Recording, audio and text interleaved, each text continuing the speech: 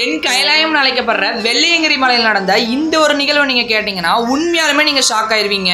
ஏன்னா சிவபெருமான் தன்னுடைய பக்தர் வழி தெரியாம இருந்தா வழிகாட்டுவாருங்கிறதுக்கு கூட இந்த ஒரு ஸ்டோரி பாத்தீங்கன்னா எடுத்துக்காட்டு. பல வருடங்களுக்கு முன்னாடி கோயம்புத்தூர்ல ஒரு வயதான சிவன் பக்தர் பாத்தீங்கன்னா இருந்தாரு. அவரோட வாழ்நாள் ஆசையே பாத்தீங்கன்னா ஒரு தடவையாச்சும் வெள்ளையங்கிரி மலைக்கு போய் சிவபெருமான தரிசனம் பண்ணணும்னு.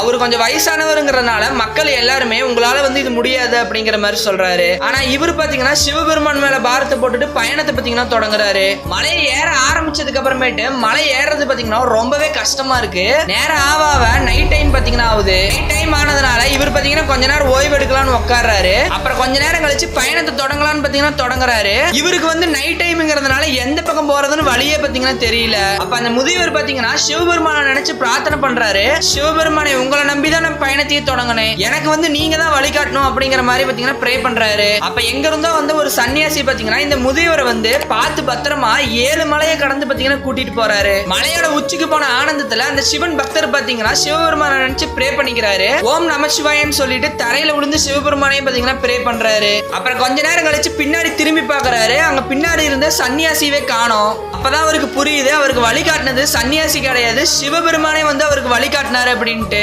அதுக்கப்புறம் அந்த பக்தர் பாத்தீங்கன்னா அவரோட ஊருக்கு போய் நடந்த எல்லாத்தையுமே சொல்றாரு. இதனாலதான் வெள்ளையங்கிரி மலைக்கு வர சிவன் பக்தர் எல்லாத்துக்குமே சிவபெருமான் வழிகாட்டுவாருன்னு சொல்றாங்க.